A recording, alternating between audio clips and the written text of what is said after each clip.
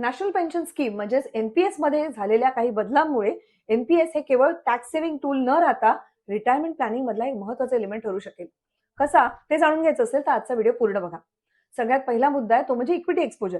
पहिल्यांदा आपल्याला फक्त 75% इक्विटी एक्सपोजर घेता येत होतं, तीच मर्यादा होती. पण आता मात्र मल्टिपल स्कीम्स फ्रेमवर्कच्या अंडर तुम्हाला 100% इक्विटी एक्सपोजर घेता येतं आणि त्यातही 5% गोल्ड, सिल्वर आणि ऑल्टरनेट्सला तुम्हाला एक्सपोजर मिळतं. विड्रॉल स्ट्रक्चर मधली फ्लेक्सिबिलिटी हा एक अगदी आल्हादकारक बदल आहे.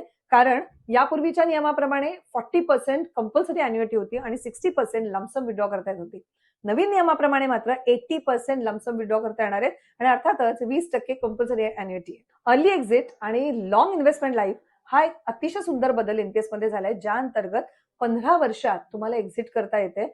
म्हणजे जर 30 वर्षाचे असताना तुम्ही इन्व्हेस्ट केलं असेल तर 45 ला तुम्हाला एक्झिट करता येणार आहे आणि 85 एज पर्यंत तुम्हाला इन्व्हेस्टेड राहता येणार आहे. म्हणजे कंपाऊंडिंगचा चांगलाच फायदा ज्यांना हवा असेल त्यांना घेता येणार आहे. आणि सगळ्यात महत्त्वाचा फायदा म्हणजे तुम्हाला एनपीएस अकाउंटच्या अगेन्स्ट आता लोनही घेता येणार आहे. टॅक्स बेनिफिट सकट तुम्हाला हे सगळे फायदे मिळणार आहेत. त्याचमुळे तुमच्या रिटायरमेंट प्लॅनिंगसाठी एनपीएसचा विचार तुम्ही यापुढे पॉझिटिव्हली करू शकता.